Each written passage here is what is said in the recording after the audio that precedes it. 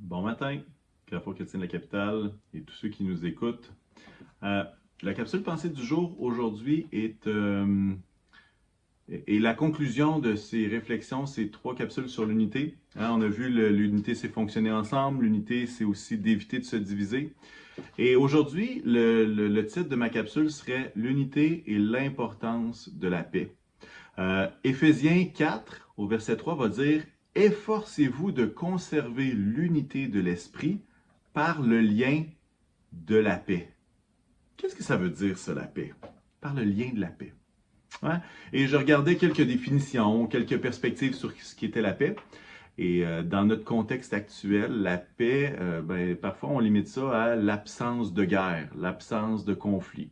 Mais honnêtement, si c'était juste de nous, on espère que tous les conflits de ce monde, toutes les guerres puissent arrêter un peu pour que notre monde puisse être en paix. Et c'est une des définitions. On a également l'idée, la paix comme l'absence d'agitation. Et tous ceux qui ont des enfants en bas âge, ah, quand les enfants dorment le soir, on dit « Oh, ça fait du bien la paix. » Mais il y a également aussi d'autres perspectives sur la paix, qui est par exemple des rapports calmes entre des personnes. Il y a aussi une autre définition que j'ai trouvée très intéressante, c'est l'état d'une personne que rien ne trouble. Et là, quand je regardais cette définition-là avec le texte, efforcez-vous de conserver l'unité de l'esprit par le lien de la paix, cet état d'une personne que rien ne trouble.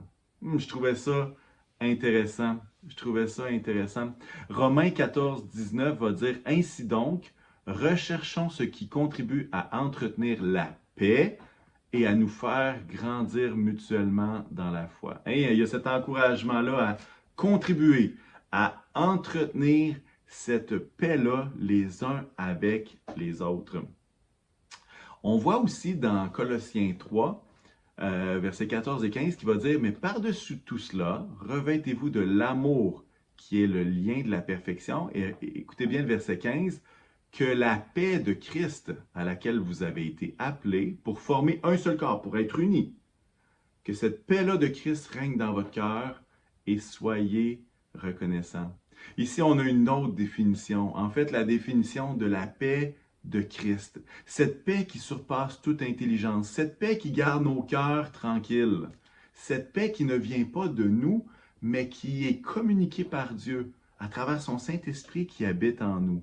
Que la paix à laquelle vous avez été appelés pour former un seul corps, que cette paix-là règne dans votre cœur. Et on voit dans ces passages-là l'influence de la paix dans le contexte de l'unité. Lorsqu'on parle de paix, on peut penser aussi à Jésus qui va dire à ses disciples, il va dire « Hey, je vous envoie le Consolateur, je vous envoie le Saint-Esprit. » Et ça se trouve dans Jean 14. Cet Esprit Saint va vous enseigner toutes choses, il va vous rappeler ce que j'ai dit. Et voyez qu'est-ce que Jésus va dire, c'est les paroles de Jésus, il va dire « Je vous laisse la paix. Je vous donne ma paix. Je ne vous la donne pas comme le monde donne.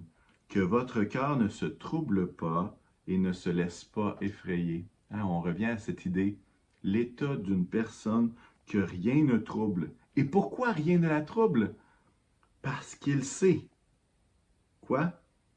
Il sait que Dieu est notre paix. L'Esprit Saint qui habite en nous, je vous donne ma paix, cette paix que l'Esprit de vérité amène dans nos cœurs. Et c'est pour ça que on est tous appelés à se garder, à maintenir le lien de la paix les uns avec les autres, de laisser la paix de Christ régner dans nos cœurs, de laisser cette parole de Jésus qui va dire « Je vous donne ma paix, je la donne pas comme le monde le donne, mais je la donne, je vous la donne, que votre cœur ne s'effraie pas. » Jésus, avant de partir, retourner vers son Père, va dire hey, « Je suis avec vous tous les jours jusqu'à la fin du monde. » Et j'aimerais nous encourager à vivre dans ce climat de paix. Pas juste à cause des conflits qu'il pourrait y avoir, c'est pas ce que je parle, mais dans cet état de paix de dire hey, parce que Dieu est avec moi, parce que Dieu est en moi, je peux être une personne qui vit cette paix-là, une personne que rien ne trouble, parce que notre Seigneur est fidèle et il prend soin de nous. Qu'est-ce que ça serait l'état d'une Église que rien ne trouble? Parce que cette paix-là règne dans notre cœur, la paix de Christ. L'état d'une personne, d'une Église qui se maintient dans la paix disponible en Jésus-Christ, parce qu'il est avec nous à chaque jour. Alors peut-être que vous vivez toutes sortes de choses, des circonstances qui vous troublent, peut-être qu'il y a toutes sortes de nouvelles qui vous effraient, mais j'aimerais vous parler de cette paix qui nous permet de demeurer unis ensemble et qui nous permet de rester en Jésus. Et cette paix-là, elle est merveilleuse. Et j'espère que cette paix-là règne dans votre cœur. Alors prions, Seigneur Jésus, que ta paix puisse régner dans nos cœurs, que ta paix puisse régner dans ton Église, que la paix soit, à travers ce lien de la paix, que tu puisses nous garder unis les uns aux autres, dans nos familles, dans notre Église, dans notre voisinage, les uns avec les autres, avec nos amis. Seigneur éternel, que ta paix règne dans notre cœur et que si des personnes écoutent cette capsule et n'ont pas cette paix-là présentement, cette paix-là, pas juste cette paix d'absence de conflit, mais cette paix qui vient de Christ, je te prie que tu puisses leur communiquer maintenant dans le nom de Jésus. Et si c'est pour vous, j'encourage à dire Amen avec moi.